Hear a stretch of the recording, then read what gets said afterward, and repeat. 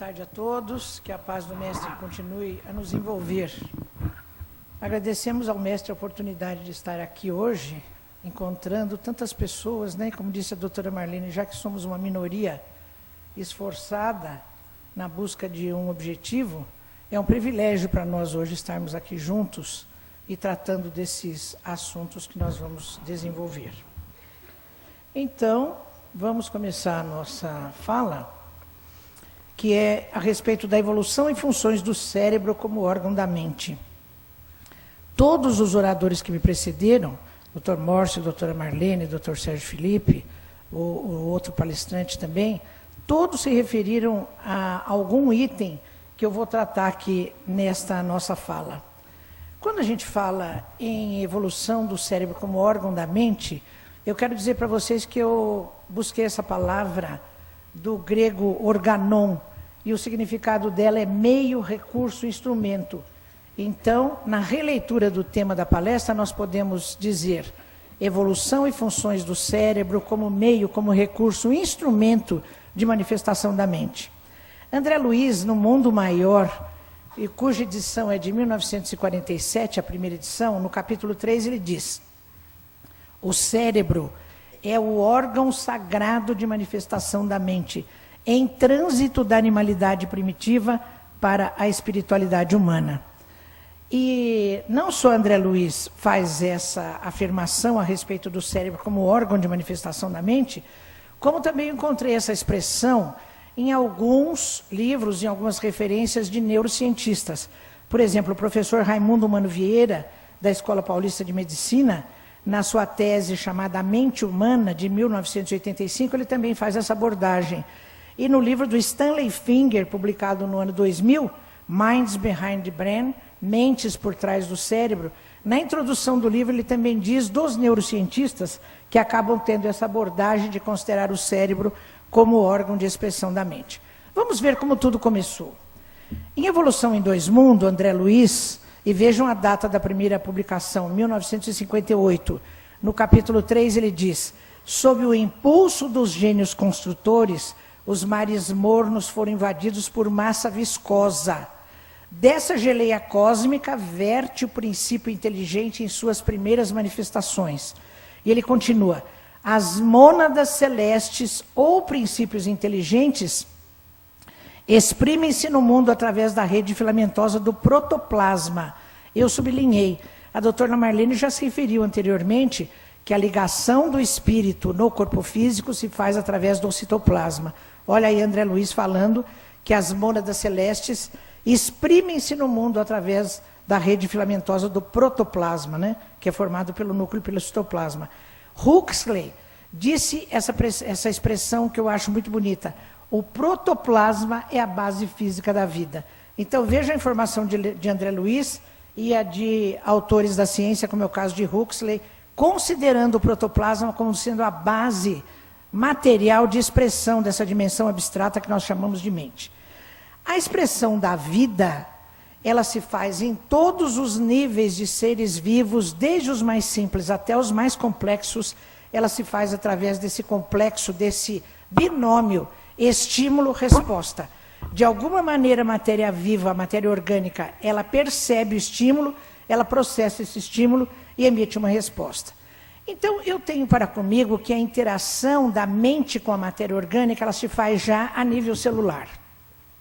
Porque André Luiz diz o seguinte, também em Evolução em Dois Mundos, no capítulo 2. Ele se declara estudioso da estrutura mental das células. E eu achei muito bonito isso, porque quando eu li Gregory Bateson, que nos anos 60, introduziu para a ciência um novo conceito de mente. Porque o conceito de mente, historicamente, ele sempre estava ligado a essa realidade abstrata da alma, do espírito. E, de repente, Bateson trouxe esse conceito, resgatou esse conceito de uma maneira adequada para que a ciência contemporânea aceitasse o conceito de mente. E ele diz assim: mente representa o processo cognitivo de manifestação da vida. Com isso, a presença da mente acaba sendo considerada em todos os níveis de vida. Desde a ameba, que é essa célula que eu estou mostrando para vocês, até os níveis mais altos de representação da organização dos mamíferos, dos primatas, dos próprios seres humanos. Também com isso, eu considero que Bateson derruba a visão cartesiana antropocêntrica, porque os animais todos foram considerados, desde Descartes, coisas, porque ele partia de um pressuposto religioso, de que a sensibilidade é um atributo da alma. E religiosamente, como só o homem tinha alma, os outros seres todos eram seres automatizados, eram máquinas insensíveis. Então, a participação de Bateson, ao trazer esse conceito de mente para a ciência, ele também derruba essa visão cartesiana, antropocêntrica, de que só o homem possui mente. Todos os seres vivos possuem mente na concepção de Gregory Bateson, que bate exatamente com a concepção de André Luiz em Evolução em Dois Mundos, como eu acabei de referir. Outra coisa também que eu assumi, entendi como um conceito transmitido por André Luiz, também em Evolução em Dois Mundos, no capítulo 5, é de que a individualização do princípio inteligente se faz já a nível celular. Ele diz assim: com o transcurso dos évos, e vamos lembrar que évos são períodos de tempo indeterminados, surpreendemos as células como princípios inteligentes de feição rudimentar, a serviço do princípio inteligente em estágio mais nobre, nos animais superiores e nas criaturas humanas. Continua, temo-las, as células, por microscópicos motores elétricos com vida própria, subordinando-se às determinações do ser que as aglutina. Então, todos nós, organismos já mais complexos, temos em nossa própria constituição uma verdadeira colmeia, não só de células, como de princípios inteligentes em evolução. Diz ainda André Luiz, as células são animálculos infinitesimais, que se revelam domesticados e ordeiros na colmeia orgânica. Ele diz então que nós podemos entender com isso por que nas culturas celulares in vitro as células diferenciadas elas acabam depois de um determinado tempo regredindo à sua forma original, porque perderam exatamente a regência desse ser maior que as aglutina. Nos metazoários, ou seja, nos animais pluricelulares, esse complexo estímulo-resposta, ele passa a ser realizado por células que se diferenciaram nessa função. São os neurônios. Eles têm uma irritabilidade maior, elegeram um mecanismo de comunicação entre si que é de contiguidade, através das sinapses. E com isso, então, estabeleceu-se um sistema de percepção e captação dos estímulos, de condução desses estímulos e processamento, e finalmente de eleição de uma resposta compatível. Em Evolução em Dois Mundos, capítulo 10, André Luiz diz, o neurônio é uma verdadeira usina microscópica. A organização de um sistema nervoso elementar, ela é vista nos selenterados. Eu pus aqui duas figurinhas, a da hidra e de uma anêmona, para a gente se lembrar dessas estruturas, né, desses organismos. São anêmonas, hidras, medusas e corais. Então, estabelece-se entre os neurônios que já se diferenciam em sensitivos, motores e de associação, uma rede, como se fosse uma rede de pescador tridimensional. Mas essa rede, ela acaba dispondo-se de duas maneiras. Uma de teia mais superficial, que vai dar origem depois ao sistema nervoso somático, que vai se relacionar com o meio ambiente, e uma rede mais interna, apensa toda a parte alimentar do indivíduo, e que vai resultar depois, na sequência evolutiva, ao sistema nervoso visceral, ao sistema nervoso autônomo. Então, nesses selenterados, nós observamos também já o aparecimento de dois órgãos de sensibilidade especial. Os ocelos, que são os precursores dos olhos, são estruturas sensíveis à luz, e os estatocistos, que são concreções minerais e que avisam o corpo a respeito das mudanças de posição no meio líquido. Então vejam bem, até de maneira filosófica, como esses dois receptores especiais, ora, o ser sensível à luz e ter e regular o seu equilíbrio individual, são duas coisas assim que nos atingem nos primórdios do nosso processo evolutivo. Eu quero lembrar que essa formação em rede, apesar de ser uma estrutura absolutamente arcaica, ela permanece em alguns lugares. Eu não sei se o Sérgio Felipe está aí, mas eu gostaria que ele visse isso. A formação reticular do tronco encefálico, que tem o SARA, o Sistema Ativador Reticular Ascendente, que ao tempo todo está tonificando o córtex cerebral e dizendo, olha, fique acordado porque estão subindo estímulos, esse sistema ativador reticular ascendente, ele vem da formação reticular do tronco, que é uma estrutura em rede. Não só o sistema nervoso autônomo do sistema visceral, mas uma parte importantíssima do encéfalo, que é o tronco encefálico, ela é varrida por essa formação reticular, que é uma estrutura absolutamente residual dos primórdios da evolução do sistema nervoso que nós acabamos de ver, que nós contemplamos nos selenterados, né? Em seguida, acontece um processo de segregação. Parece que a natureza diz assim, olha, vamos parar com essa bagunça, os corpos de neurônios vão ficar agrupados entre si, e as fibras dos neurônios, que depois nós vamos chamar de axônios, também vão se agrupar entre si. Os corpos de neurônios, então, reúnem-se em massas, que vão compor os primórdios da substância cinzenta, e essas fibras, os axônios, reúnem-se também em feixes, que vão compor na sequência a substância branca. Esses feixes todos depois vão resultar em todas as vias que nós vemos nos animais e no ser humano, condutoras e com velocidades específicas de estímulos determinados. Dor, temperatura, tato, pressão, propriocepção, nos estímulos gerais, e visão, audição e assim por diante, cada sensibilidade, seja geral ou especial, vai ter a sua vida própria, vai ter a sua via própria. No sistema nervoso dos invertebrados, que já tem simetria bilateral, que já tem uma cefalização, ou seja, já tem uma cabeça constituída, nós vamos ver que, em seguida ao processo de rede e de segregação, acontece exatamente isso. Forma-se um sistema nervoso ventral ou tubo digestivo, formado por pequenas massas de substância cinzenta, os gânglios, portanto o sistema é ganglionar. Um dos gânglios se arvora em ser condutor e ele fica acima e na frente. Eu não sei porquê, em todo o processo evolutivo do sistema nervoso, tudo que é hierarquizado na função, ele assume uma posição acima e à frente, né? É metamérico, ou seja, formado por unidades que se seguem, e a simetria bilateral já está estabelecida na própria constituição do indivíduo. Mas existe um pulo muito importante, um salto muito importante, do sistema nervoso dos invertebrados para o sistema nervoso dos vertebrados.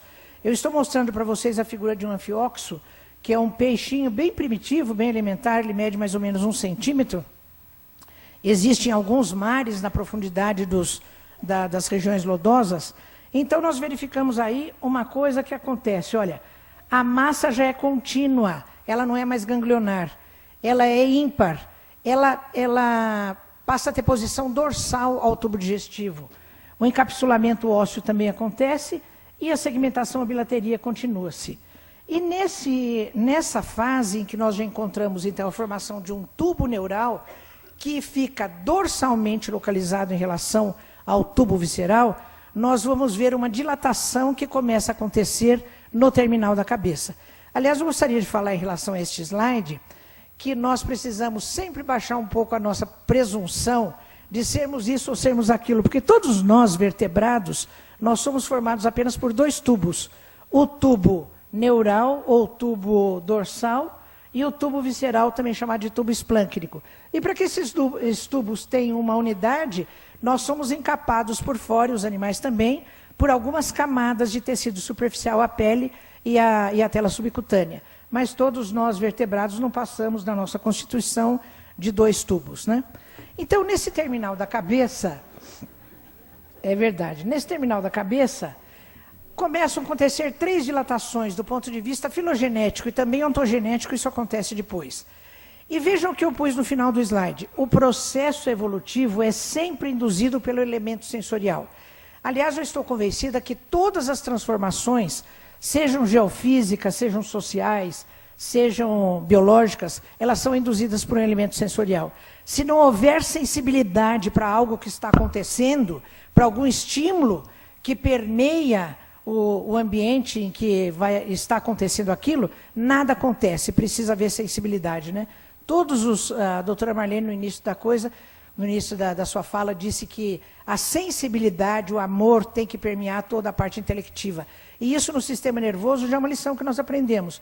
Todas as transformações, elas são induzidas pelo elemento sensorial. Então, a primeira dilatação, que é o prosencéfalo, é induzida pelo elemento sensorial olfativo. A segunda o mesencéfalo pela visão e a terceira, o rombencéfalo pelo equilíbrio. Vejam bem que a doutora Marlene disse que a alma tem ligações com a fossa romboide, que é relativa a essa terceira vesícula, relacionada ao equilíbrio. Olha aí, filosoficamente, o equilíbrio perseguindo o nosso processo evolutivo, né? E a parte desse tubo que não se diferencia continua e vai continuar como medula espinal. Na sequência, nós vamos ver aqui em vários animais, em várias espécies animais, a moderna biologia não gosta dessa sequenciação. Esse slide tem só um efeito didático, eu gostaria que vocês não levassem isso muito a sério, mas só para dizer o seguinte, que a natureza então começou a investir a sua evolução a partir desse estágio no terminal da cabeça, especialmente na porção mais anterior. Nós podemos ver aqui, em relação aos roedores, em relação aos equinos, ao chimpanzé, ao homem, que a maior aquisição, as partes mais novas do processo evolutivo neural vão se fazer na região frontal, na região mais anterior dos lobos frontais. André Luiz, no Mundo Maior, capítulo 4, ele diz uma coisa que para mim, como veterinário, é muito importante. Ele diz assim, nem os símios, os macacos comuns, ou os antropóides, os macacos que mais se assemelham ao ser humano, são os sem cauda, chimpanzé, gorila, orangotango, nem os símios ou os antropóides, a caminho da ligação com o gênero humano, apresentam cérebros absolutamente iguais entre si. Cada individualidade revela-o conforme o progresso realizado, mostrando que realmente é o elemento mente que faz a indução desse processo todo, né? André Luiz, ainda no Mundo Maior, ele diz assim, a mente é orientadora desse universo microscópico, a estrutura cerebral, em que bilhões de corpúsculos e energias multiformes se consagram a seu serviço. Dela emanam as correntes da vontade. No cérebro inicia-se o império da química espiritual. E aí, em Evolução em Dois Mundos, eu volto a esse livro, capítulo 4, André Luiz diz, o tato nasceu no princípio inteligente em suas passagens pelas células ameboides. Olha que nível primitivo de desenvolvimento do tato, que é uma função importantíssima. A visão principiou nos flagelados mononucleares expostos ao clarão solar.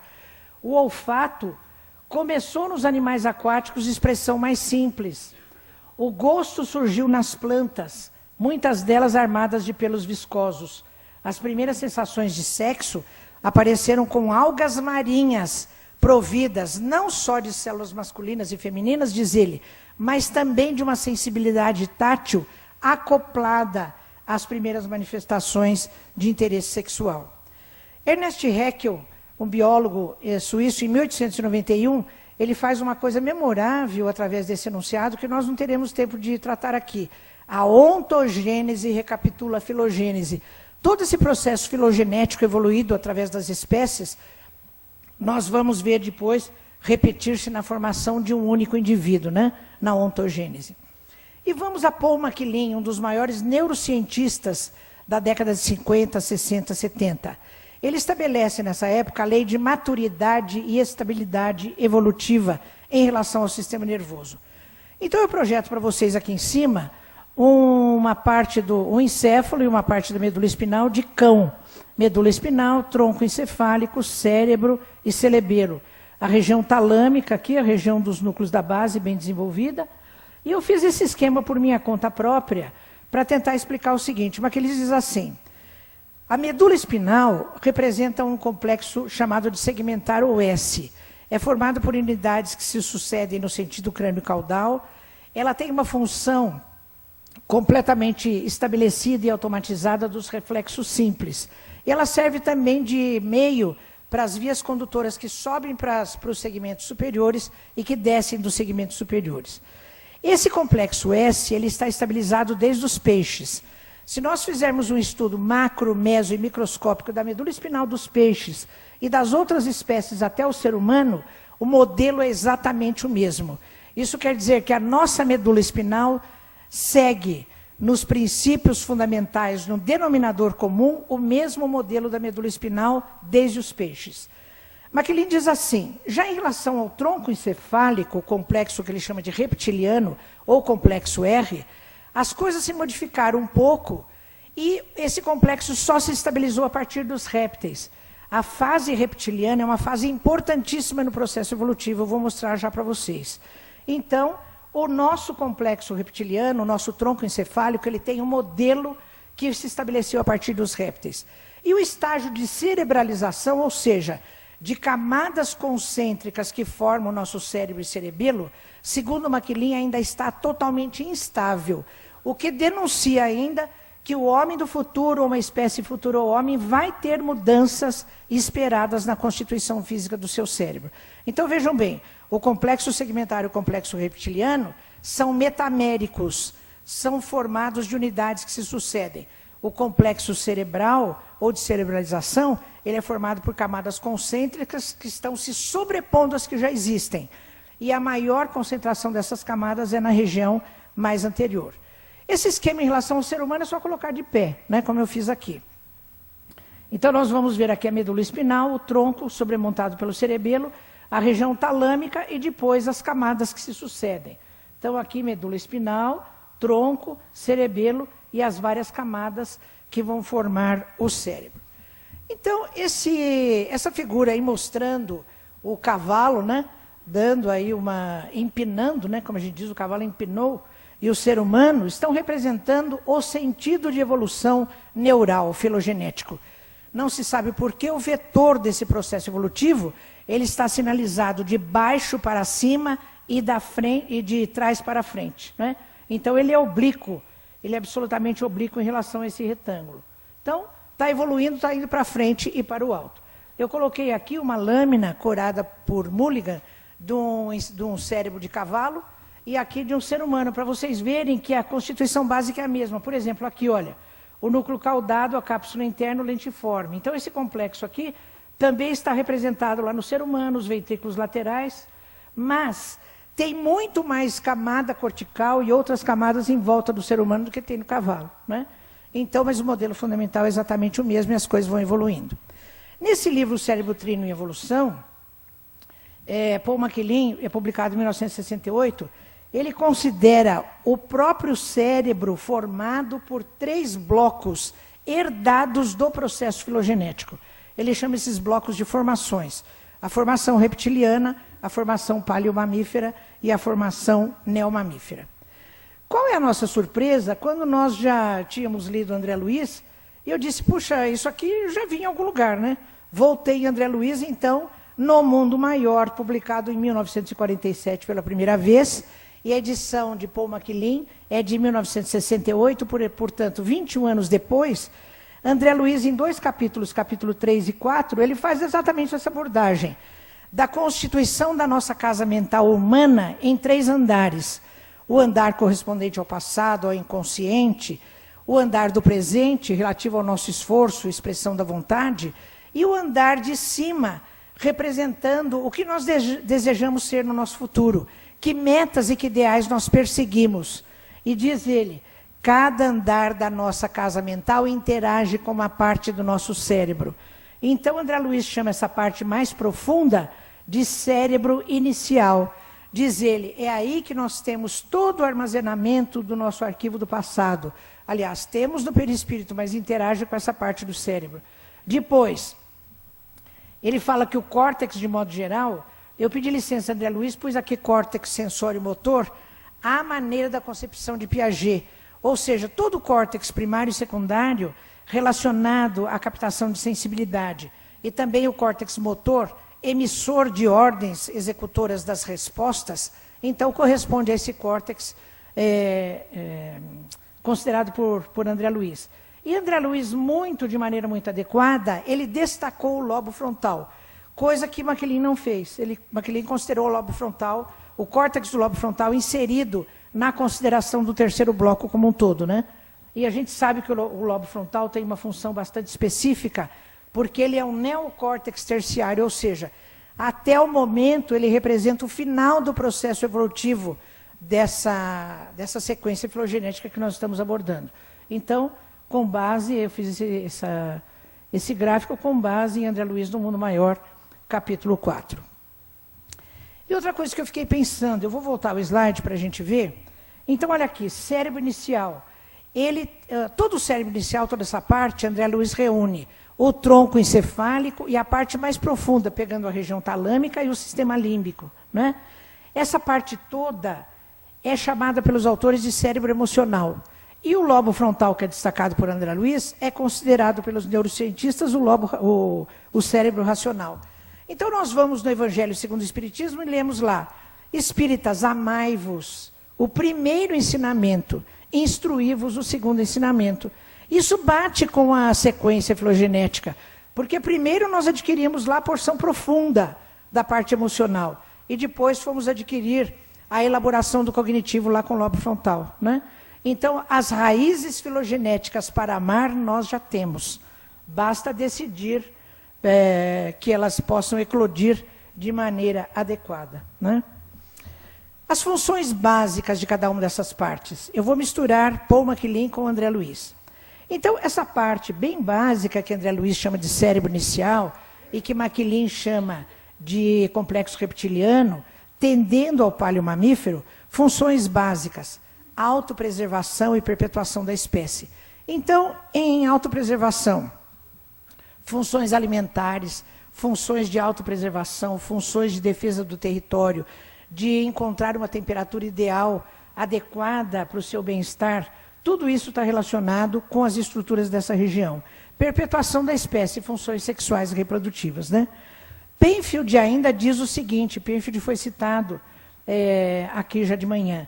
Penfield, Wilder Penfield, um grande neurocientista, ele diz que no tronco encefálico alto, e ele chama de tronco encefálico alto, o tronco encefálico e a porção que abrange tálamo, núcleos da base e começa a invadir o sistema límbico.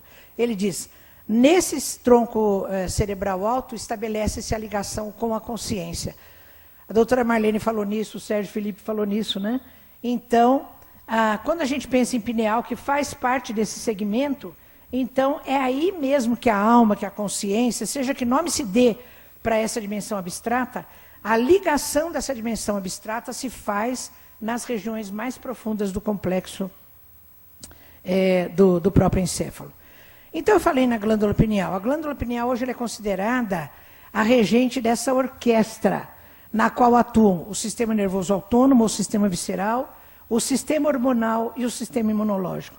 Então, a somatização de estados emocionais, sejam estados emocionais positivos, de entusiasmo, de alegria, de determinação, de esforço para alcançar um objetivo, sejam estados emocionais negativos, de depressão, de ansiedade, assim por diante, eles acabam, através de tudo que o Sérgio explicou aqui muito bem na manhã de hoje, eles acabam imprimindo-se no corpo físico pela orientação da mente sobre essa colmeia de células, né?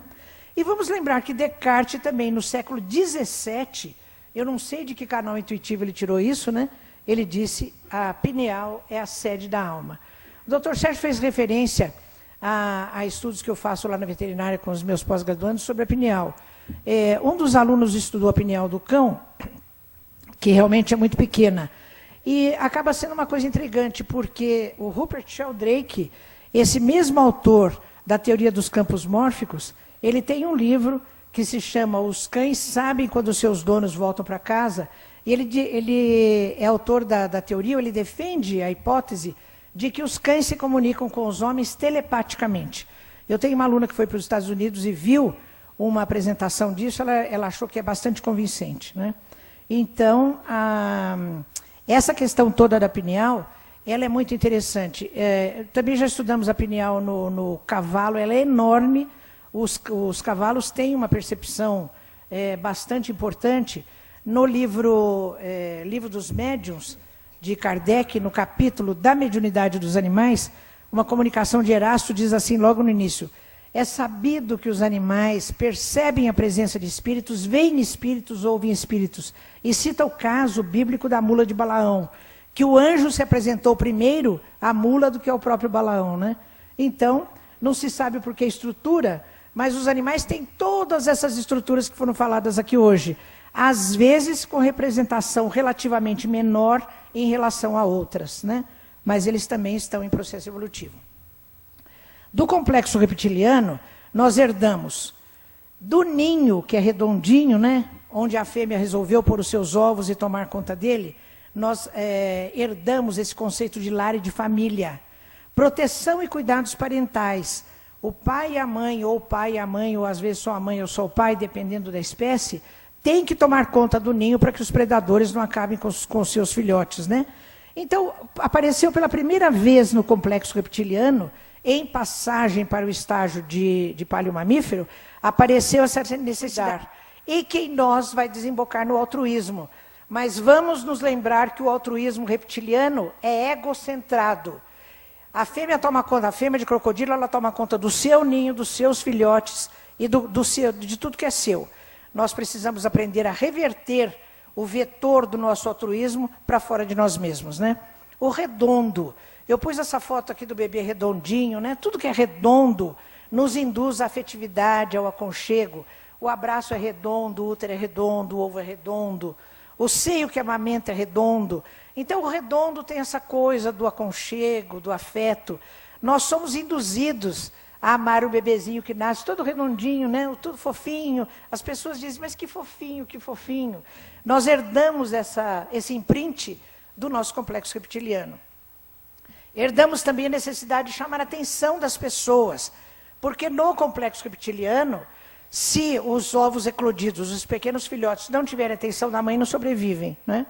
E também herdamos comunicação vocal e comportamento lúdico, já partem desse complexo reptiliano, passagem para o estágio de mamífero. Na formação paleomamífera, que já envolve o sistema límbico, que são comportamentos acompanhados de emoções, nós temos uma série de estruturas que compõem esse sistema límbico, e eu pus aqui essa onça em estado límbico, olha, né? Ela está até com midríase. A midríase é uma das manifestações do sistema nervoso autônomo, do sistema nervoso simpático.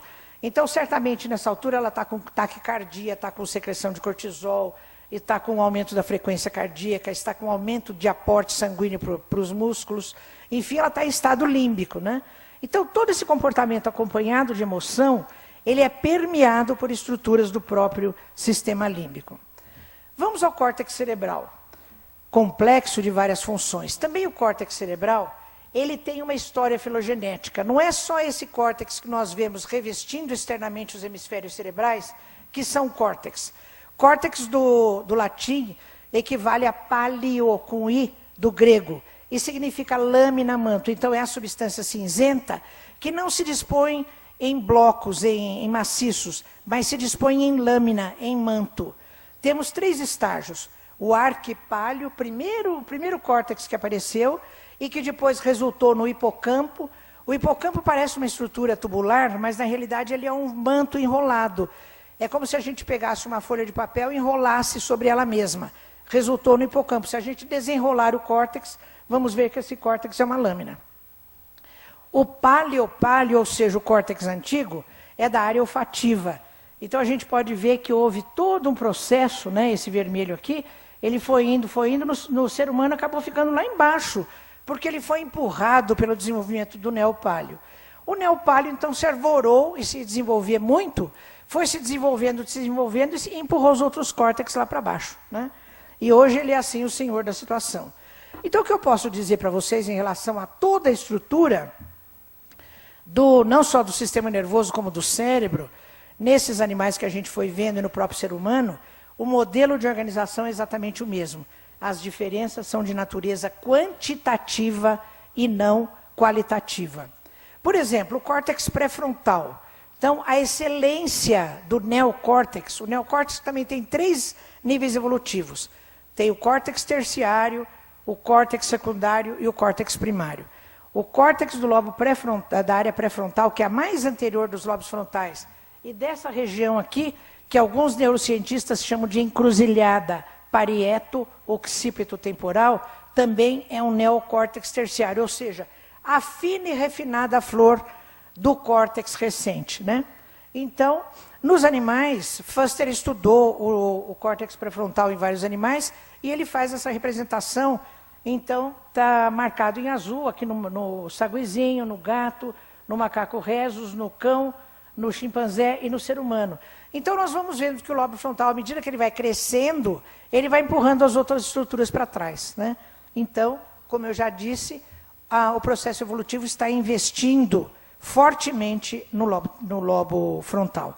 À custa do que as 4 espécies do gênero humano, o Homo habilis, que viveu há mais ou menos 2 milhões de anos, o Homo erectus há 1 milhão, o Homo sapiens ou sapiens antigo há 500 mil anos, e nós, Homo sapiens sapiens, cuja espécie é recentíssima, só tem 35 mil anos mais ou menos, evoluímos dessa criatura aqui do Australopithecus, que viveu há mais ou menos 3,5 milhões de anos. Então nós podemos perceber que a parte do crânio que mais sofreu modificações foi a relativa ao lobo frontal, pelo desenvolvimento do próprio cérebro, que foi empurrando a tábua óssea, né? Então, a cavidade craniana, o espaço da cavidade craniana está aumentando à custa do desenvolvimento do lobo frontal.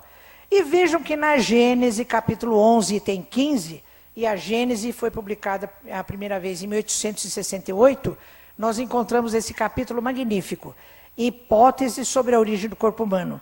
Corpos de macacos teriam sido muito adequados a servir de vestimentas aos primeiros espíritos humanos, necessariamente pouco avançados, que vieram encarnar-se na Terra. Eu fiquei tão preocupada com isso, que há uns 4 ou 5 anos eu fiz um curso de 1 semestre lá na USP, na Biociências, sobre evolução humana, para tirar isso a limpo. E eu fiquei sabendo lá nesse slide que eu passei, o slide anterior, que a moderna biologia, a antropologia, aceita que nós viemos dessa espécie de macaco do Australopithecus. Então está batendo direitinho com o que está escrito lá na Gênese, capítulo 11, item 15. Corpos de macacos alterados geneticamente pelos condutores, pelos espíritos responsáveis por isso, é que adaptaram os corpos para servirem de encarnações aos primeiros espíritos que ainda não eram humanos, mas que estavam adentrando o período que chamamos de humanidade, conforme está referido no Livro dos Espíritos e na própria Gênese. Então, outra coisa, agora eu estou no final da minha fala e vou partir para algumas curiosidades. A questão da consciência, com base no que dizem os psiquiatras e os psicólogos, que reconhecer a própria imagem no espelho, o bebezinho começa a fazer por volta de 1 ano e meio de idade. Foi feita uma pesquisa, Gallup, em 1970, está publicado na revista Science, nos animais. E os chimpanzés reconhecem a própria imagem no espelho. Isso está demonstrado metodologicamente.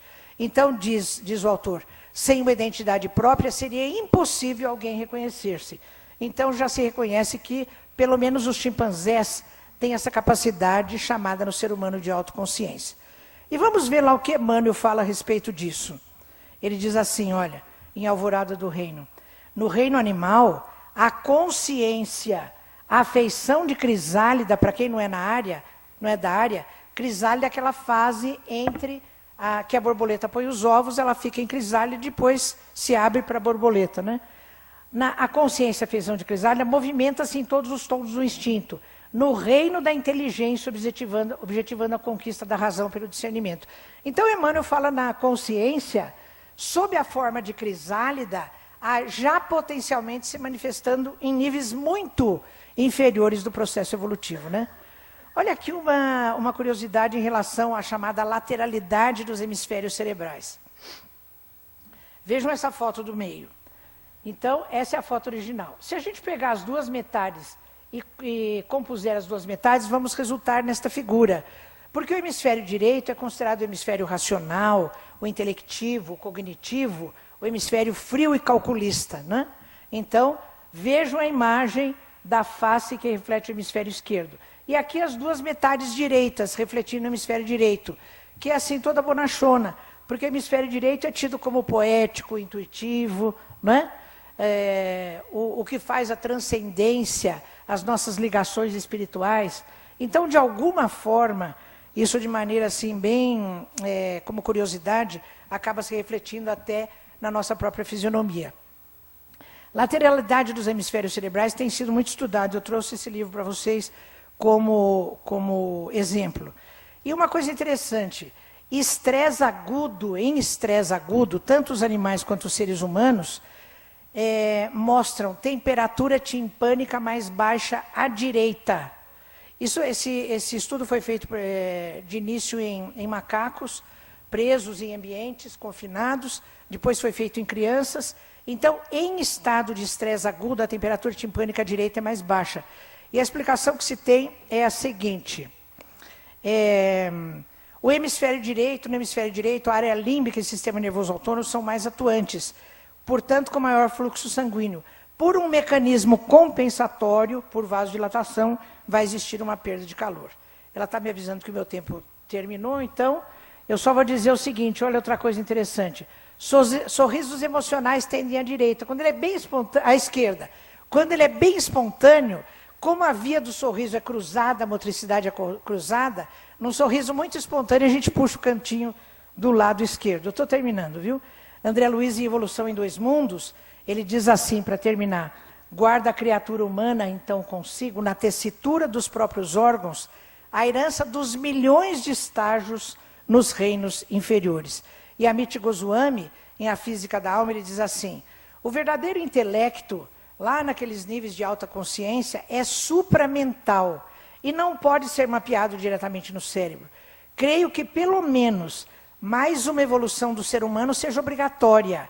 A evolução da capacidade de mapear o intelecto supramental no físico. Ou seja, acho que nós já temos no nosso espírito alguma dimensão que não está ainda representada na matéria do corpo físico do nosso cérebro. Temos que evoluir, isso vai continuar. Que Jesus nos suporte, nos sustente nessa caminhada.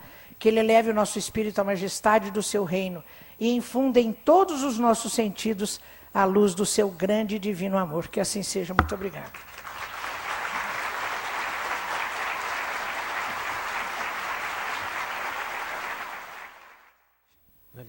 Quer dizer que eu durmo das 4 às 6 da manhã, né?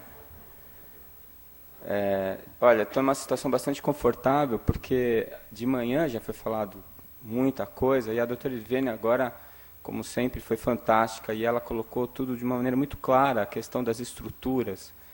E o que eu acho que eu vou fazer aqui é só chamar a atenção para vocês de um detalhe fisiológico, e é como professor de fisiologia que eu vou fazer isso, né? A gente demora 3 meses para fazer isso com os alunos lá, a gente vai fazer isso em 3 minutos aqui.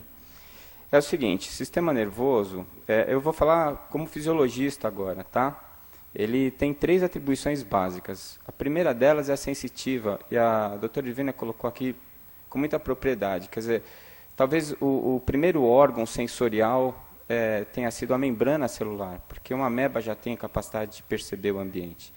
E toda a nossa evolução, como a doutora Divina disse, vem dessa percepção do ambiente, ou seja, as necessidades do ambiente imprimindo, né, no nosso organismo, na nossa estrutura biológica, modificações, né? Como disse Diderot, a função faz o órgão, né? Então, há que haver a necessidade, um porquê das coisas acontecerem. E a percepção é o nosso ponto de partida, é a partir daí que a gente começa, né, essa escala evolutiva, percebendo essas necessidades. Então, a porção sensorial é a que coleta informações, ela vai pegar, conectar você com o ambiente onde você está inserido. A segunda função é a função integrativa. Essa é a função que o ser humano faz com maior desenvoltura, se comparado com os outros animais. Se você pegar a parte sensitiva, tem animal que enxerga mais longe, que sente cheiro mais perfeito, mas a porção integrativa é o ser humano que tem com maior habilidade, com maior profundidade. E essa função integrativa que faz a interpretação dos estímulos, não é? E elabora, determina a resposta. Não é ele que responde, ele determina, ele escolhe uma resposta, uma maneira de reagir àquela decisão, àquela interpretação que ele fez. E a partir daí você vai para a terceira atribuição, que é a execução motora.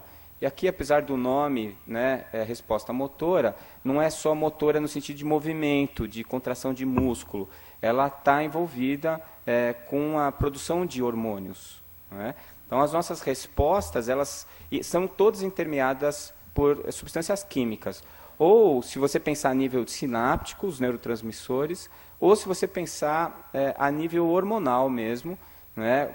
A própria hipófise sendo comandada pelo hipotálamo, então determinando a produção de hormônios que vão controlar outros sistemas e outras glândulas como uma rede, uma cascata de reações químicas. Então é assim, não é? O nosso sistema sensorial, o nosso sistema nervoso, ele capta a informação, interpreta essa informação, decide o que vai fazer diante dela e executa uma resposta. É para isso que ele está lá, não é? Muito bem, a função sensorial, ela eu até coloquei no encarnado desperto, né? Porque se você está dormindo, muda, né? Se você não está encarnado, muda. Então tem que ser no encarnado desperto. Ela se limita aos receptores, ou seja, células, né? Células nervosas que se desenvolveram e desenvolveram estruturas específicas para a captação de tipos de estímulo. Ou seja, são especialistas, né? Células especializadas. Então você tem lá os 5 sentidos básicos, né? A gente não vai nem falar da glândula pineal aqui, que é a especialidade do Sérgio, e ele vai falar sobre isso para a gente. Que seria o sexto sentido, isso não em termos genéricos, nada, em termos científicos, porque essas estruturas que o Sérgio mostrou hoje da pineal, dos cristais, o tecido que está ao redor dos cristais, isso daí já está bastante avançado o mecanismo de ação e ele gera potenciais de ação ali. Então é um órgão sensorial muito mais do que uma glândula, não é? Mas nós estaríamos então restritos à visão para captar estímulos luminosos, audição, estímulos sonoros, gustação e olfação, que na verdade os dois captam química, né, substâncias químicas. E o que nós genericamente chamamos de tato, mas que está muito além disso, que são as sensações somestésicas e proprioceptivas. As sensações somestésicas são a percepção de dor, de frio, de calor, não é? O tato mesmo. São essas percepções que a gente percebe diretamente na pele ou no nosso corpo. E a proprioceptiva são aquela noção de autoconsciência. Então, se você estiver deitado e acordar de manhã, você não precisa abrir os olhos para saber se você está com a perna fechada, com a perna aberta, se o seu braço está para cima ou está para baixo. Às vezes precisa, né? Você dorme em cima do braço, dorme o braço, aí você perde os estímulos aferentes, né? A percepção de posição. Esses receptores estão no músculo, estão no tendão, estão nas articulações, e eles vão informando o seu cérebro da posição que o seu corpo está. Não é? E a gente pode incluir aí o labirinto e a sensação de equilíbrio, que vai também estar relacionada a essa função. Então, quando você fala de percepção sensorial, você só pode... você tem que obrigatoriamente estar ligado a um desses cinco sentidos, mas não são 5 receptores. Você tem centenas de receptores diferentes. E cada um deles é especializado em captar um tipo de estímulo. Eu faço uma comparação aqui, posso até estar falando besteira, que é a primeira vez que eu falo isso, vocês me perdoem, se vocês acharem que é uma batatada, mas é uma questão analógica. Você percebe o estímulo por uma função analógica. Existe uma lei, né, dos receptores chamada lei de Weber-Fechner, que fala da percepção dos estímulos por uma progressão logarítmica. Seria mais ou menos, bem rapidamente, seria o seguinte: você pode perceber se uma coisa está fria ou está quente. E você percebe isso em uma infinidade de graus.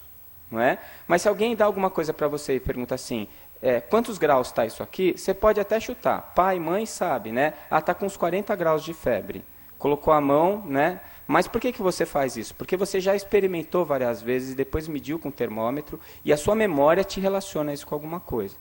Mas essa percepção, ela é referencial. Por exemplo, se você colocar uma mão, uma mão, numa cuba gelada e a outra mão numa cuba quente, com água quente, deixar ele por 2 minutos. A gente faz isso no laboratório de fisiologia. Aí você tira as 2 mãos e coloca as 2 numa terceira cuba com água ambiente, temperatura ambiente. A que estava na água gelada, você vai achar que a água está quente. E a que estava na água quente, você vai achar que a água está gelada. Não é? Nunca pergunte para alguém se a água da piscina está quente ou está fria, se ela já está lá dentro. Ela sempre vai achar que está boa, senão ela tinha saído. Não é? Se você está no sol, você está quente, você entra, a água vai estar sempre gelada. Então você percebe que você capta diferenças de intensidade. Você percebe essas diferenças de intensidade e você faz isso com o receptor. Não é? numa função analógica. Agora, existem vários tipos de receptores. Por exemplo, os cones e os bastonetes da nossa retina. O que eles fazem? Eles percebem luz. Então, quando você recebe um foco de luz na retina, esse foco de luz, se ele atingir o cone ou o bastonete, vai desencadear, através de uma substância química fotossensível, uma cascata de reações químicas que vai terminar por produzir um estímulo elétrico. Dependendo desse receptor, ele pode ser fotossensível a um espectro de frequência de luz que vai determinar a cor. Mas, no final, o que vai sair pelo nervo óptico? Vão sair potenciais elétricos. Se você pegar esses outros receptores aqui, não dá para ler, mas não precisa ler também. São vários receptores que mostram terminação nervosa livre, Krause, Pacini. São vários receptores que vão dar percepções específicas, mesmo na pele. Então, um é mais sensível à temperatura, o outro é mais sensível ao tato leve, o outro ao tato profundo. Ou seja, eles desenvolveram estruturas que vão responder a um tipo específico de estímulo. Certo? Uma vez que eles façam isso, o que vai acontecer? Eles vão, através dessa função analógica, que percebe graus variados de intensidade, eles vão transformar isso numa função digital, que é uma função binária. Então, isso vai ser transformado em um potencial elétrico, que a gente chama de potencial de ação. Todas as células respondem assim. Existe uma diferença de cargas elétricas dentro e fora da célula, com predomínio de cargas negativas dentro, e isso gera um potencial elétrico entre a parte interna e a parte externa da membrana celular. Toda vez que você produzir uma alteração desse potencial elétrico, você gera uma resposta celular. Se esta célula for uma célula excitável, aí entram os neurônios e os músculos, sejam eles esquelético, cardíaco ou liso. Então, o que vai acontecer? Ele vai despolarizar a membrana, vai haver uma entrada de cargas positivas, representadas pelo sódio, e isso inverte a polaridade, que é o que está representado aqui no gráfico. Então, você vai ter aqui uma inversão. Está negativa aqui, ela vai ficar positiva, depois ela volta a ser negativa aqui. Isso é um abalo elétrico. Na verdade, isso vai se transmitir como se fosse uma onda. Você joga uma pedrinha numa piscina que está assim, que ninguém nadou, está retinha, superfície lisa. Joga uma pedrinha no meio da piscina, aquela pedrinha provoca uma deformidade na superfície da água que se espalha e se expande por toda a superfície da piscina. Então você fala, é uma onda que está andando. Não, é a deformidade que está sendo reproduzida em toda a superfície da piscina. Então, quando você gera esse potencial de ação, isso vai acontecer em toda a célula vai funcionar como uma piscina. Caiu a pedrinha, gerou despolarização, essa despolarização vai ser conduzida. Se isso está acontecendo no neurônio, quando chegar na bordinha do neurônio, do lado certo, porque pelo lado dos dendritos não tem nada, mas pelo lado dos terminais axônicos, tem umas vesículas sinápticas lá que estão cheias de substâncias químicas. Esse potencial elétrico, essa onda elétrica, descarrega essas substâncias químicas no espaço sináptico. Estas substâncias vão produzir outro estímulo na outra célula, que vai gerar outro potencial de ação, e assim você vai transmitindo isso por um sistema binário. O sistema binário é o sistema digital, é sim ou não. Ou ele responde positivamente ou negativamente. Você pode ter um estímulo sublimiar, por exemplo, que significa o quê? Houve o estímulo? Houve, só que esse estímulo não foi capaz de gerar um potencial de ação. Então você não percebe aquele estímulo, mas isso altera a fisiologia da célula. Se você tiver um outro estímulo logo em seguida e ela ainda não se recuperou, aí ele pode gerar um potencial limiar. E aí você desencadear esse potencial elétrico.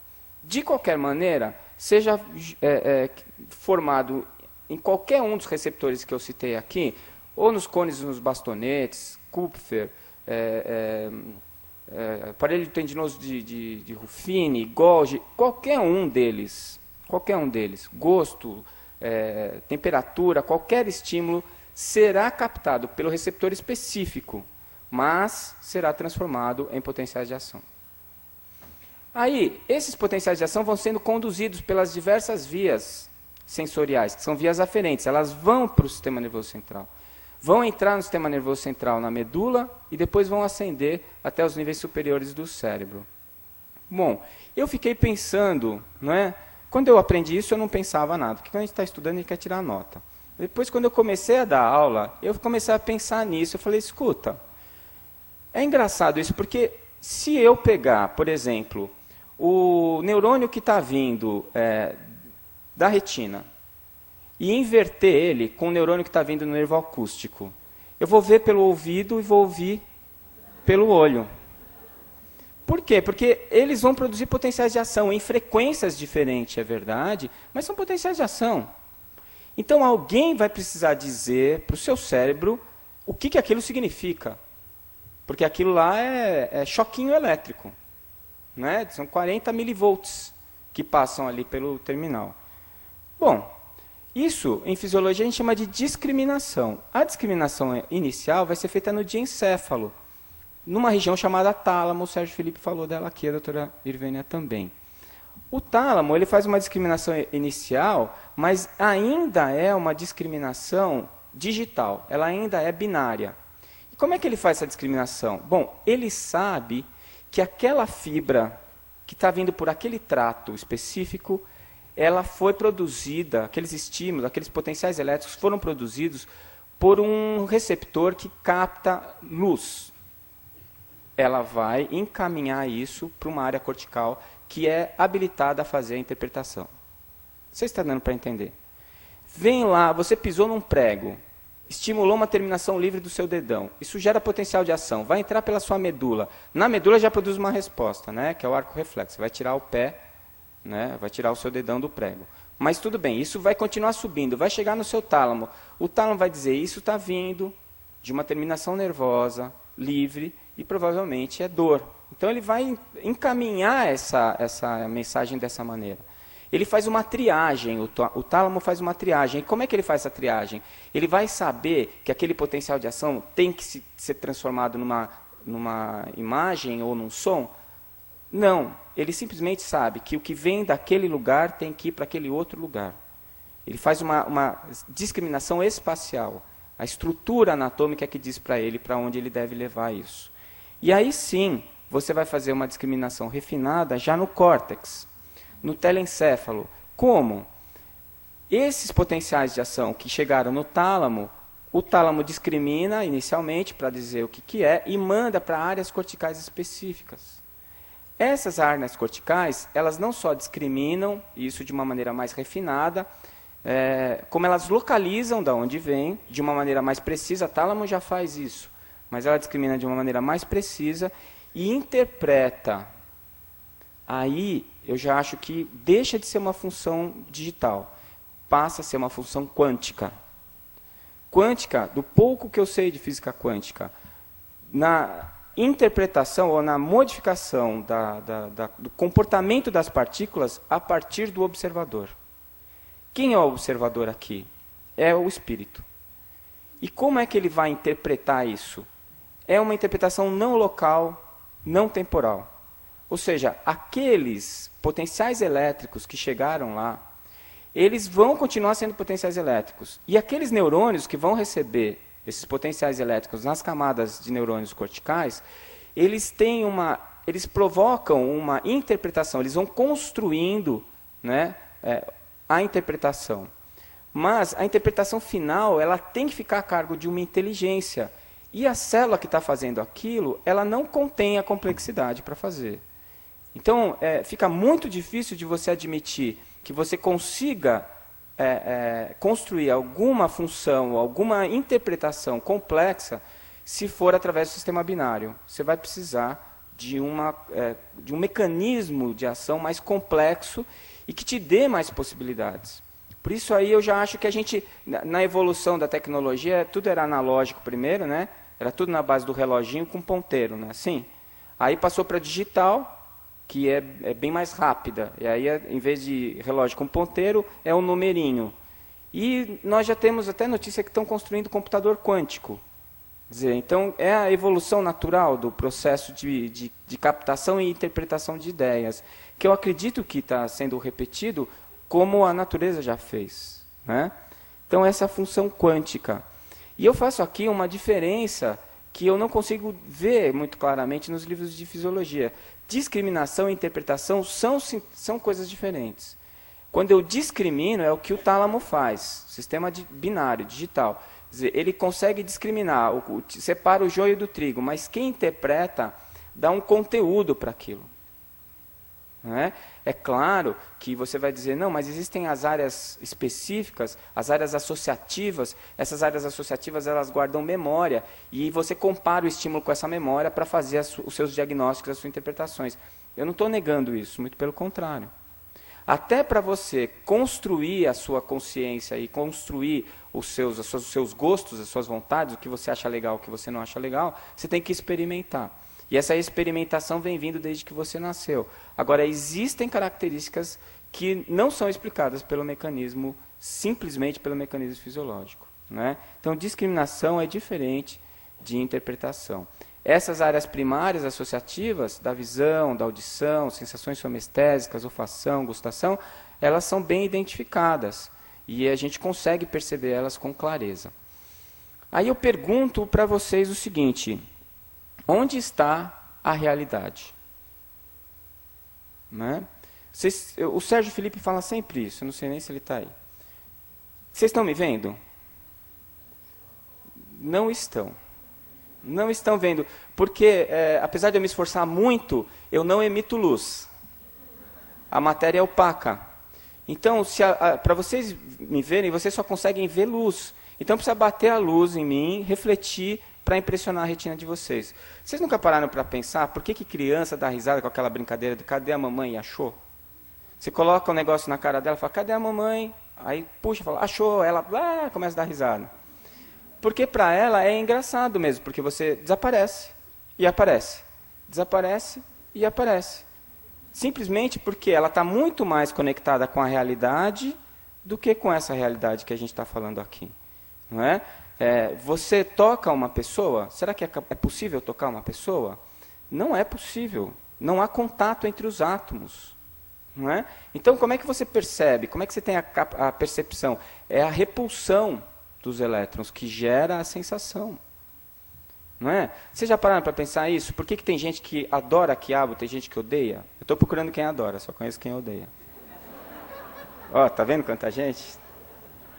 Por que tem um que adora, outro que odeia? Se o estímulo químico é o mesmo, o estímulo é o mesmo. Vai estimular suas papilas gustativas? Vai. Vai produzir potenciais de ação? Vai. O seu tálamo vai mandar para uma área específica do cérebro? Vai. Só que quem vai interpretar é uma função quântica que depende do observador. E o observador não é igual. Apesar da máquina ser igual. Não é? Então, a verdade, você não vê o que você vê, você não sente o gosto que você sente, você não percebe nada do que você percebe. É tudo coisa da sua cabeça. É verdade, eu estou falando de fisiologia, vocês estão dando risada e não sei porquê. Não é?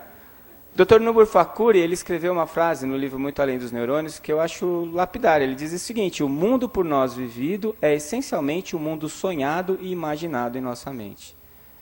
É por isso que quando o cara cai na área, se você torce para o time dele, é pênalti. Se você é contra, ele tem que tomar um amarelo porque simulou. E os dois podem ser extremamente honestos e estarem do mesmo ângulo, olhando a mesma coisa. Não é? É por isso. Porque o observador modifica a interpretação. Porque ele que faz a interpretação diante do mesmo estímulo. Então eu estava até conversando, toda vez que eu encontro a doutora Ivene, a gente fala do tempo da individualização do princípio inteligente. Os mesmos trechos que ela mostrou para argumentar a teoria dela, eu uso para argumentar a minha. É óbvio que eu acho que é muito mais chance dela estar certa do que eu, mas eu não consigo imaginar de outra maneira. Então, vocês percebem como, na verdade, a realidade que a gente chama real, que isso aqui, que parece tão sólido e real, não é sólido para começar. Porque tem muito mais espaço na matéria do que matéria. E não é real, porque ele não passa de uma interpretação que eu fiz disso aqui. Que eu estou fazendo de vocês, que vocês estão fazendo de mim. Não é? Realidade física só existe na sua cabeça. É uma interpretação do seu cérebro. Posto que é produto dessa interpretação que você faz dos estímulos. Quer dizer, o mesmo estímulo, não é? Se você pegar um cara que está acostumado no Polo Sul, e você colocar ele aqui a 15 graus, ele vai estar confortável. Se você pegar um cara que mora na Amazônia e levar ele para o Polo Sul, ele vai passar frio. Não é? Então, eu pergunto, o que vocês estão vendo aí? A essa altura vocês não estão vendo nada, né? Não sei, fala primeiro. Não é uma maçã, vocês concordam? É uma imagem que você interpretou, não é? Tudo bem, vocês aprenderam a lição. Não consegui pegar vocês. Mas eu digo o seguinte, você consegue me dizer se ela está quente ou se ela está geladinha? Se ela está farinhenta ou se ela está gostosa? Se ela está suculenta? Você não consegue sentir o gosto da maçã? Se você não gosta de maçã, não conta, não vale. Não é?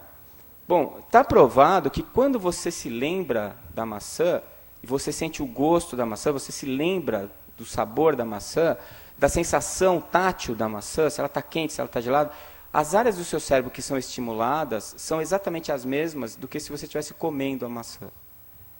Ou seja, é virtual. Comer maçã também não faz a menor diferença. Você pode comer, não comer. No final, você vai estar experimentando com o seu cérebro a mesma coisa. Tá certo? Vocês estão vendo um bebezinho aí? Tem muita gente que não está vendo. A hora que eu mostrar, esse bebezinho que não existia, passa a existir, né? Olha lá. Cabeça, o olhinho, nariz, a boca, o bracinho aqui, ó. O pezinho dele com as perninhas, o bumbum aqui, ó. Não é?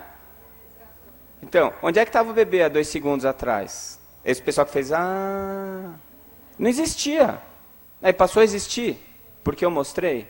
Ou ele já existia, só que você não tinha percebido? Não faz tanta diferença, porque você está interpretando. Outro pode olhar e falar assim, não, isso não é um bebê, é uma árvore que desenhou o bebê. Hoje em dia você pode dizer assim, foi alguém com Photoshop que desenhou o bebê. Mas tanto faz, porque o bebê, na verdade, ele não existe. Você cria ele na sua cabeça, não é? Muito bem. Então, eu vejo assim, se o cérebro é uma máquina, um computador, e na minha concepção é um computador quântico, essa vida é um videogame. E nós estamos jogando online, em rede. É por isso que a gente se interrelaciona com as pessoas. Se você desligar, você está jogando um joguinho de computador, numa lan house, e acaba a luz elétrica, o que acontece com aquela realidade virtual? Ela desaparece. Desliga o seu cérebro para ver o que acontece. Vai embora. Vai embora. Não é? Então, a inter-relação nossa, enquanto encarnados, é uma inter-relação virtual. A gente está se comunicando através do computador e através do software que foi instalado nele e dos seus periféricos. Os nossos receptores são periféricos. Periféricos analógicos que mandam um sinal digital interpretado quanticamente pelo seu computador. E que você olha na telinha, e quando você olha na telinha, você diz, eu vou fazer isso, vou fazer aquilo, não vou fazer isso. Aqueles videogames de primeira pessoa, né, que você está com uma arma na mão e vai matando todo mundo. A mesma coisa. Não é? Então, essa é a tal da realidade que a gente dá tanto valor. O Dr. Andrew Newberg, já foi citado aqui pelo Dr. Melvin Morse, ele publicou um trabalho em 2001, junto com o Dr. Dakili. E ele fez um estudo de budistas tibetanos e freiras franciscanas em meditação profunda. Ele fez uma análise neurofuncional. Ele colocou em tomógrafo por emissão de pósitrons, que é alguma coisa bem parecida com aquela imagem que o Sérgio mostrou aqui. Né? E ele colocou eles para meditar, as freiras rezando, os budistas tibetanos meditando, e ele viu o que estava acontecendo no cérebro. E a conclusão... Olha, a conclusão que ele tirou é totalmente diferente da minha, porque ele é materialista, é a história da versão, não é? O meu observador viu uma coisa, o observador dele viu outra, mas o que eu vou colocar para vocês é o seguinte, ele percebeu que os sentimentos religiosos não são sugestão, mas são uma experiência real. Neurofisiologicamente falando, o cérebro do budista ou da freira, enquanto está tendo a experiência transcendental, a experiência religiosa, aquilo se comporta neurofisiologicamente como realidade. E ele até chegou a argumentar alguma coisa tipo assim, a realidade que chega no seu córtex, ela depende de um estímulo que é transformado em uma onda elétrica, que é destransformada, né, ou interpretada, tipo Matrix mesmo, no filme, é interpretada pelo seu cérebro. Certo. Então, essa é a realidade? Bom, essa é uma versão do estímulo que foi criada na sua cabeça. Quando você se coloca em meditação, a informação ela vem pronta para o teu córtex. Ou seja, você não interpretou nada, aquilo ela é aquilo. Neurofisiologicamente, a realidade espiritual é real e a realidade física é uma ilusão. Você está sendo enganado. Né? Não por Kardec nem por Jesus, porque eles já avisaram isso há muito tempo para a gente. Né? A experiência religiosa é mais fidedigna do que a experiência experimentada pelos sentidos. Né? Nós vivemos então num mundo de ilusão, e a única realidade que existe é a realidade espiritual. Ele falava, meu reino não é deste mundo, não é isso? E não é mesmo. Né? Eu acho assim, às vezes meu filho agora está nessa época de jogar joguinho de computador. E se eu deixar, ele não almoça, não janta, não toma banho, não faz lição. Ele entra naquilo de uma maneira que ele não consegue sair. Somos nós. A gente está jogando esse joguinho, no começo a gente não dava muita atenção, achava até meio pitoresco certas coisas, que nem o bebezinho. Achou, cadê a mamãe? Achou. Você achava engraçado, você olhava as coisas e falava, mas como isso pode ser desse jeito? Né? Tem uma perereca, você fala, verdinho, que gosto tem? Põe na boca. Né? Essas coisas você experimentando. Depois de um certo tempo, você começa a entrar tanto naquela realidade virtual que para você é só aquilo que existe. Né? E aí que começa o problema. Porque aí você sai da realidade. Eu tirei esse trecho aí do Caminho e Verdade, do Emmanuel. E o Chico fala assim, Emmanuel, o homem carnal, em vista das circunstâncias que lhe governam o esforço, pode ver somente o que está morto, ou aquilo que vai morrer. O reino de Deus, porém, divino e imortal, escapa naturalmente à visão dos humanos. Não precisa falar mais nada, né? Aliás, os Mednesps, os estudos que a gente fala, é sempre a reafirmação do que o André Luiz falou há 40 anos atrás, 60 anos atrás, não é? Para afirmar o quê? Uma mensagem que Jesus falou há 2000 anos atrás. Quer dizer, a gente é surdo mesmo, né? E como que a gente vai fazer para viver essa realidade espiritual? Como é que a gente faz para voltar para a realidade? Porque perda de realidade é doença psiquiátrica. Não é? Somos todos doentes. A gente precisa voltar para a realidade. A gente precisa reagir, não é?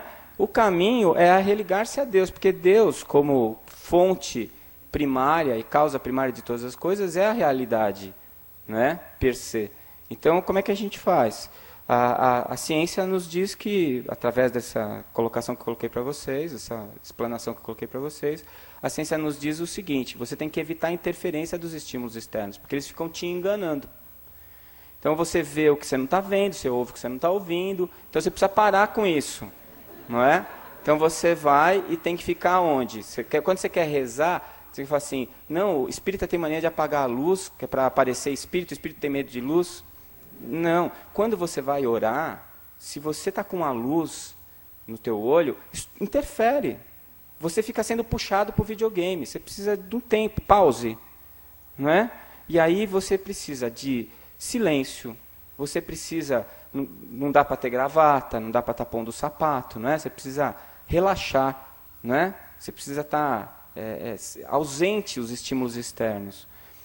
E aí, a parte mais difícil, evitar os desejos, evitar os receios, porque os nossos desejos são todos ligados a essa ilusão, não é? Essa falsa realidade que a gente vive. Os nossos desejos estão relacionados ao carro novo, estão relacionados à roupa nova, estão relacionados a uma série de ganhos materiais que fazem com que a gente ganhe pontos no videogame. Só que quando apagar o computador, os pontos não ficam. Você perde todos os pontos. Então eu recomendo que você invista na habilidade de jogar. Em vez de você ficar acumulando pontos, mude a sua estratégia de jogo. Passe a jogar para acumular habilidades. Então, se você aprendeu que determinado lugar você entra, você ganha um monte de ponto ali, não vai mais lá. Porque você já aprendeu aquilo lá, você não precisa mais. Vai para outros lugares, vai tentar novas possibilidades. Porque quando apagar o computador, o que vai ficar para você é o que você aprendeu. O numerário fica. Não tem como levar os pontos. Não é? Então, se você evitar esses desejos, se você evitar esses receios que a gente vive tendo, né, por causa da matéria, então você vai estar começando a dar um grande passo para você reposicionar ou reorganizar o que é real na tua vida e o que não é. Porque a maioria de nós vive da ilusão e para a ilusão. Né? Então, aceitar a dor e aprender com a experiência física, né? Que é o que você vai levar. Por isso que, às vezes, diante da dor, tem gente que fala assim, não, tem que sentir dor para aprender. Mentira. Não tem nada. Dá para aprender sem sentir dor. Mas já que está sentindo, o que vale aquilo? Para que é que eu estou sentindo dor? Porque eu não vou desperdiçar, não é? É aquela história, você sentou no lugar para comer. A conta é cara para burro. A comida vem, você vai comer tudo. É por isso que eu não vou mais em rodízio, porque você paga caro, você acha que você tem que comer até sair pela orelha, né? Aí fica passando mal o resto do dia. É assim, nosso raciocínio é esse. Né? A gente é muito esquisito mesmo. Viva a realidade e um novo ânimo substituirá a tristeza e a frustração que a ilusão material te proporciona. Vocês já pararam para perguntar por que político nunca para de roubar depois dos 10 milhões de dólares? Porque é aquela história, quando você consegue uma coisa material, aquilo dura tão pouco. E logo em seguida você já quer outra coisa para substituir aquela. Pode reparar. Era assim, quando eu tiver a minha casa, eu vou ser uma pessoa feliz. Aí eu comprei a minha casa. Aí eu tive um filho. Tive 2, tive 3. Eu falei assim, quando eu tiver uma casa maior, eu vou ser um cara feliz. E assim vai. E você nunca vai ser feliz, porque quando você tiver uma casa maior, você vai querer uma mais bonita, uma com piscina, uma com 2 andares, nunca vai estar bom. Agora, quando você consegue perceber alguma coisa da questão espiritual, como o que eu acho que a maioria de nós viveu aqui hoje na abertura, isso fica com você. Isso te dá um prazer contínuo. Isso não é fugaz, não é efêmero, é eterno. Então é isso que é a realidade. É isso que vale. Não é? E é por isso que a gente está tão infeliz. Porque a gente está tão amarrado nessa realidade falsa que a gente não se aventura. A gente não vai adiante. A gente não corre o risco. Não é? Tipo assim, não, eu não posso me dedicar demais ao espiritismo porque eu tenho um monte de compromissos materiais e morais. Tudo bem, você tem mesmo. Mas qual o patrimônio que eu quero deixar para os meus filhos? É uma conta no banco para eles brigarem depois que eu morrer? Ou é aquilo que eu possa trazer para eles de conhecimento moral, de valores da vida? Isso é que é real. E não precisa saber fisiologia para saber disso, para entender isso. Não é? Só que por que eu falei de fisiologia? Porque não é um congresso médico espírita. É só para mostrar para vocês que a ciência não fala diferente do que fala o Evangelho. Não é? A gente fica amarrado ao falso, ao insólito. Então, para ser feliz, a gente precisa redirecionar a nossa vida. Porque isso é que é real. Redireciona para Deus. Não é? Libertar-se dessa ilusão para conhecer a realidade. Muito obrigado.